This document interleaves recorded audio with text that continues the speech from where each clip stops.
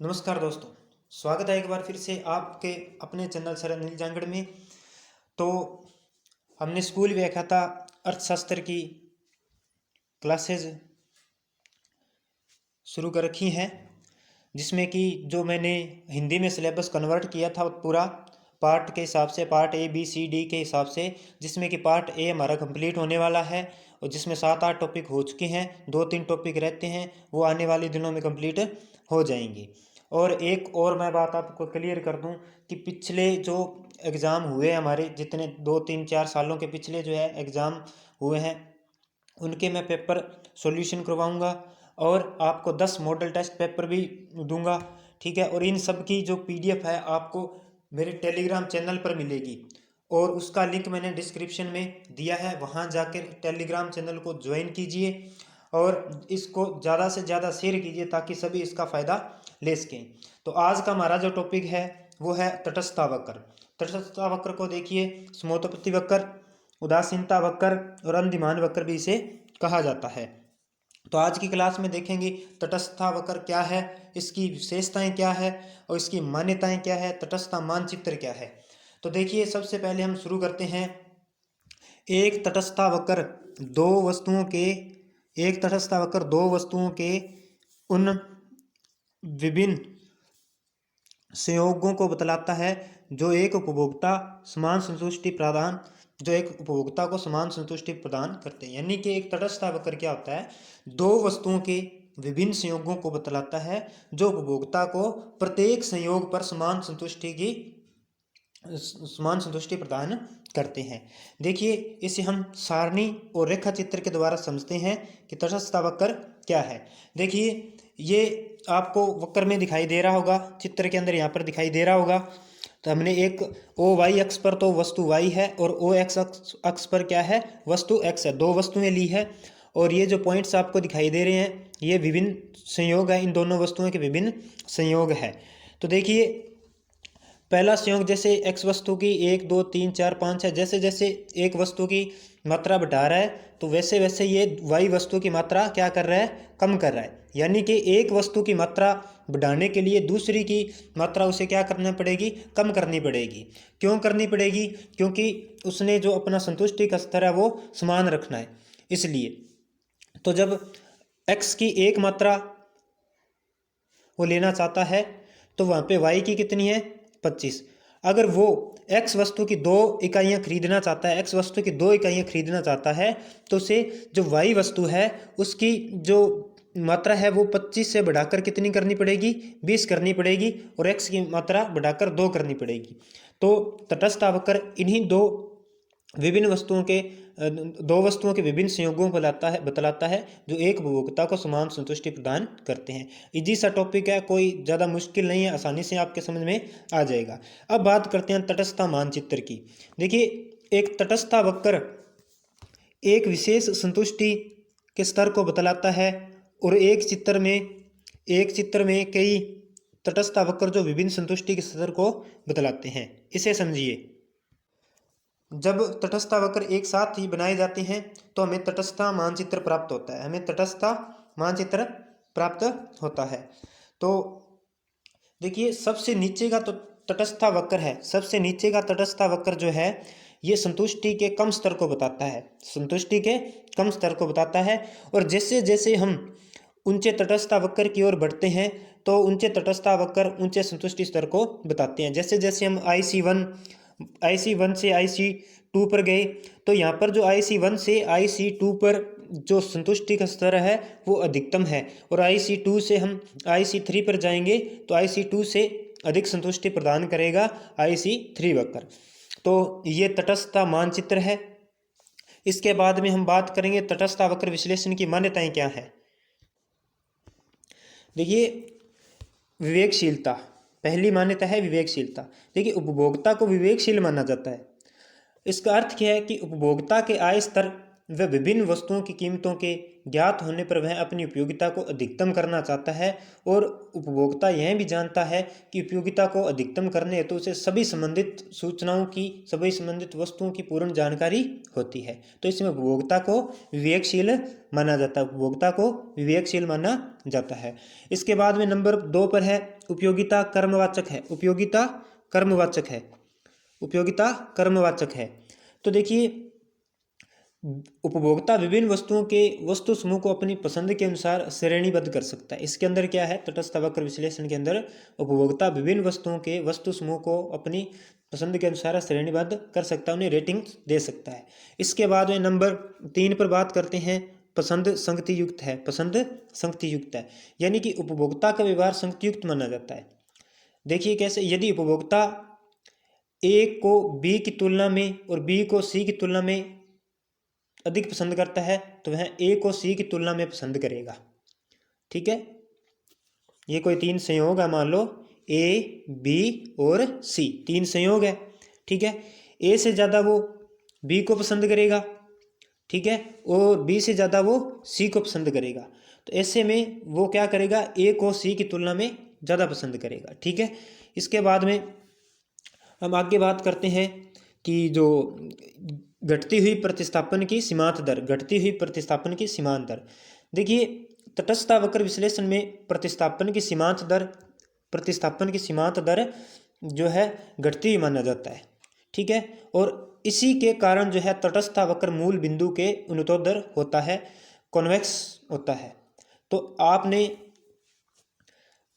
ध्यान में रखना है, ये बात मोस्ट इंपॉर्टेंट है कि तटस्थ वक्रों का ढाल ऋणात्मक क्यों होता है, तो घटती हुई प्रतिस्थापन की सीमांत दर के कारण, घटती हुई प्रतिस्थापन की सीमांत दर के कारण जो है तटस्थ वक्र का ढाल ऋणात्मक होता है।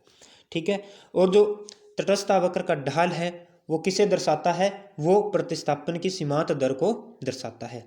ठीक है, और नंबर 5 पर अब बात करें हम, उपभोक्ता की कुल उपयोगिता विभिन्न वस्तुओं की उपभोग की गई मात्रा पर निर्भर करती है। देखिए, उपभोक्ता की जो कुल उपयोगिता है वो किस पर निर्भर करती है, वो निर्भर करती है उपभोग की गई मात्रा पर। ठीक है, U बराबर F Q1 Q2, ये ऐसे चलता रहेगा, Q3 Q4। ठीक है, तो ये इसकी मान्यताएं थी 5। अब इसके बाद में हम बात करेंगे तटस्थ वक्र की क्या क्या विशेषताएं हैं। देखिए, सबसे पहले हम बात करते हैं तटस्थ वक्र की। जो पहली विशेषता है, तटस्थ वक्र का ढाल ऋणात्मक होता है। तटस्थ वक्र का ढाल ऋणात्मक होता है। ये तटस्थ वक्र जो है बाएं से दाएं यानी कि बाएं से दाएं झुकाव वाले होते हैं, बाएं से दाएं झुके होते हैं। ठीक है, इसका कारण क्या है, इसका कारण है कि अगर उपभोक्ता को समान संतुष्टि के स्तर पर रहना है तो किसी एक वस्तु की मात्रा को घटाने पर ही वह अन्य वस्तु के उपभोग को बढ़ा सकता है। अभी हम समझ के ही आए हैं, जैसे मान लो यहाँ पर उसे 25 वाई वस्तु की 25 इकाइयाँ चाहिए थी और यहाँ पे एक्स वस्तु की मान लो 1। अगर उसे एक्स वस्तु की एक इकाई बढ़ानी है तो उसे क्या करना पड़ेगा, वाई वस्तु की जो इकाइयाँ हैं वो घटानी पड़ेंगी। ठीक है, क्यों, क्योंकि उसे समान संतुष्टि के स्तर पर रहना है। ठीक है, तो किसी एक वस्तु की मात्रा को घटाने पर ही वह अन्य वस्तु के उपभोग को बढ़ा सकता है। देखिए, तटस्थ वक्र जो है, उदासीनता वक्र जो है, वो न तो क्षैतिज सरल रेखा के, न ही लंबवत सरल रेखा के, और तटस्थ वक्र न ही धनात्मक ढाल वाली होती हैं। देखिए, न तो वो होता है क्षैतिज अक्ष के, ठीक है, और न ही वो होता है लंबवत, और न ही तटस्थ वक्र होते हैं धनात्मक। ठीक है, तटस्थ वक्र उन्नतोत्तर होते हैं। ठीक है, बाएं से दाएं नीचे की ओर झुकाव वाले होते हैं, प्रतिस्थापन की सीमांत दर घटती हुई पाई जाती है। अब इन तीनों को हम समझते हैं। देखिए, सबसे पहले हम बात करते हैं नंबर 1। देखिए, अगर हम इसके अंदर देखें कि जो उपभोक्ता है, ठीक है, यहाँ पर ए और बी की तुलना करें, ए और बी की हम तुलना करें, ए की और बी की हम तुलना करें तो हम देखेंगे कि जो हमारा बिंदु बी है वहाँ पर जो ए बिंदु से अधिक वस्तु की मात्रा प्राप्त हो रही है, यानी कि बिंदु बी पर OX2 मात्रा प्राप्त हो रही है, OX2 मात्रा प्राप्त हो रही है, जो कि बिंदु ए से OX1 से अधिक है। तो इससे हमें ये पता चलता है कि उपभोक्ता का स्तर जो है, संतुष्टि का स्तर है, वो समान नहीं है, ए बिंदु पर कम है, बी बिंदु पर ज़्यादा है। इसी प्रकार जब हम बात करते हैं आगे इस चित्र में बात करते हैं तो इसमें देखिए यहाँ पर बात करें तो यहाँ पर भी सेम ही कंडीशन है। यहाँ पर अगर वो ए बिंदु से बी बिंदु पर जाना चाहता है, ठीक है, तो देखिए ए बिंदु से उसे ज़्यादा संतुष्टि बी बिंदु पर मिल रही है, यानी कि यहाँ पर उसे वाई वस्तु की ज़्यादा मात्रा मिल रही है, वाई वस्तु की ज़्यादा मात्रा मिल रही है, वाई वस्तु की OY2 मात्राएं मिल रही हैं और ए बिंदु पर उसे OY1 मात्राएं मिल रही थी, ठीक है। तो इससे ये बात सिद्ध होती है कि जो तटस्थता वक्र है, ठीक है, वो लंबवत नहीं होता, क्योंकि बिंदु ए व बिंदु बी पर संतुष्टि का स्तर समान नहीं है, अतः तटस्थता वक्र लंबवत नहीं होते हैं, ठीक है। इसके बाद हम बात करते हैं तटस्थता वक्र के धनात्मक न होने का कारण क्या है। इसमें अगर हम तुलना करें बिंदु ए पर, बिंदु ए के ऊपर उसे वाई वस्तु की O1 मात्रा और वस्तु X पर OX1 मात्रा प्राप्त हो रही है, लेकिन जब वो बिंदु बी पर जाता है तो उसे वाई वस्तु की भी अधिक मात्रा मिल रही है और X वस्तु की भी उसे अधिक मात्रा मिल रही है। तो इससे ये सिद्ध होता है कि जो ए और बी बिंदु है, इन पर उपभोक्ता की संतुष्टि का स्तर जो है वो समान नहीं है, अतः तटस्थता वक्र ऊपर की ओर धनात्मक ढाल लिए नहीं होते हैं। ये तीनों के ही मैंने कारण बता दिए हैं कि जो तटस्थता वक्र है वो क्षैतिज क्यों नहीं होता, लंबवत क्यों नहीं होता और धनात्मक क्यों नहीं होता, ठीक है। अब बात करेंगे कि ये जो तटस्थता वक्र है ये ऋणात्मक ढाल वाले क्यों होते हैं, मूल बिंदु के प्रति उन्नतोदर क्यों होते हैं। देखिए सबसे पहले हम बात करते हैं कि तटस्थता वक्र मूल बिंदु के प्रति उन्नतोदर क्यों होते हैं। तो घटती प्रतिस्थापन की सीमांत दर के कारण, घटती हुई प्रतिस्थापन की सीमांत दर के कारण तटस्थता वक्र मूल बिंदु के प्रति उन्नतोदर होते हैं। तो देखिए ऐसा होता क्यों है। हमने सबसे पहले बात की थी इसकी परिभाषा के अंदर, जब इसका अर्थ देखा था तब हमने देखा था, ठीक है। तो अब देखिए उपभोक्ता के पास X वस्तु की अधिक मात्रा, जैसे जैसे उपभोक्ता के पास X वस्तु की अधिक मात्रा होती जाती है, ठीक है, तो वैसे वैसे उपभोक्ता वाई वस्तु की छोड़ने की मात्रा जो वो कम करता रहता है, वैसे वैसे वाई वस्तु की मात्रा कम करता रहता है। और ये किसके कारण होता है, ये घटती हुई सीमांत प्रतिस्थापन की दर के कारण होता है। इसलिए जो इसका ढाल जो है वो ऋणात्मक होता है, उन्नतोदर होता है, मूल बिंदु के प्रति उन्नतोदर होता है। ये सारी बातें आपने ध्यान में रखनी है, एग्जाम में क्वेश्चन आता है। अब देखिए तटस्थता वक्र एक दूसरे को कभी नहीं काटते, तटस्थता वक्र एक दूसरे को कभी नहीं काटते। देखिए माना आपके सामने चित्र है, इसमें दो तटस्थता वक्र है, एक तो है IC1 और एक है IC2। जब हम इनकी तुलना करते हैं तो देखिए जो IC1 है, ठीक है, उसके ऊपर P और R दो बिंदु है, P और R दो बिंदु है, दो संयोग है, ठीक है। तो ये एक ही तटस्थता वक्र पर होने के कारण समान संतुष्टि के स्तर को बताते हैं, यानी कि P बराबर R समान संतुष्टि के स्तर को बताते हैं, ठीक है। लेकिन अब P व Q, अब बात करते हैं हम P और Q की बात करते हैं। P और Q ये दोनों ही जो है तटस्थता वक्र 2 पर होने के कारण समान संतुष्टि को बताते हैं, ठीक है।